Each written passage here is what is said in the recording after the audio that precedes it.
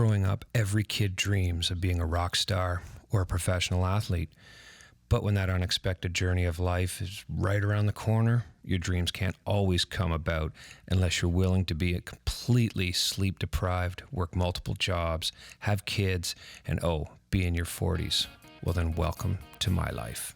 Started out with a love of country music, and as I got into probably about 8, 9 years old, I started playing guitar and got into a music school, and that's where it kind of all began. Johnny Cash was one of my earliest, and then as I got into my, going into my teens and stuff, I got into some of my favorite players that are still my favorite to this day, which would be Dimebag Darrell, Zakk Wylde, Randy Rhoads, Steve Vai, guitar players like that for sure. What was it about these musicians that appealed to you? With Randy Rhoads, he incorporated classical guitar into his playing, and it was something that wasn't really being done in the early 80s yet, and he kind of really brought that out, and just for sure that. And then again with Zakk and Dime, their own aggressiveness with the guitar, I absolutely fell in love with it. When I started Feral Child, that would have been in about 1994. I was just with a couple of my good friends. We put an ad up at the local music store, got a drummer, and we started. I would have been 17 when we started playing bars.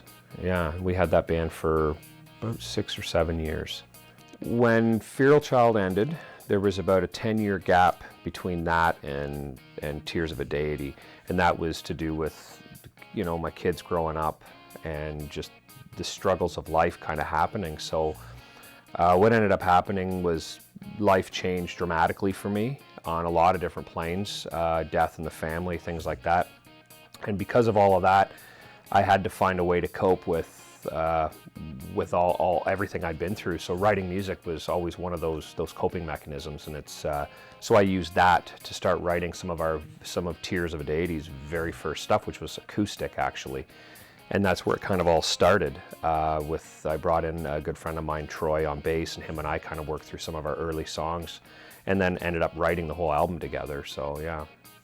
Your first show with Tears of a Deity was a sold-out one. How did this affect your ambition moving forward?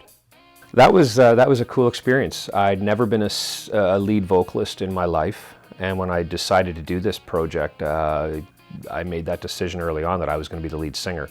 So when that show finally came up, it was our very first show. It was the very first time I stepped out in front of a crowd as a frontman, as well as a guitar player. So that was new for me, and it was pretty nerve-wracking to take that lead role for the very first time. So I did it, and it went off without a hitch, and it ended up just creating more steam for us to move forward and more of a drive, because we just had a blast. You mentioned working at the music hall. How does this impact you and your role in the music industry? For me, the work alone, like I helping out with the artists that come in, a lot of them, the new up and comers, kind of help bring them in, get them on the bigger stage, and in a lot of cases, we get to help move them along to opening up for some of the bigger bands that have come through. I get to meet so many great artists, artists that have been around for many years, plus all the new up-and-comers. So making contacts that way is huge for me, because anybody that knows anything about the music industry, that's what it's all about right there, is contacts. So yeah, there's so many roles I get to play there, from working on stage as a stagehand to doing lighting to helping with sound. I get to be part of all of the production in that, so it's exciting for me, and getting to see it from different angles. So yeah, it's very cool. What are your plans going forward in the future? Going forward, I love writing music, but I also love producing music. So I see myself getting more and more into the production side of things, working at the music hall and things like that. It's just kind of grown that passion more for being around it on a production end of things. So I prefer to, I'll keep playing, and I love doing that as well, but I could see more and more of my life getting taken up by, music production, being more of a producer.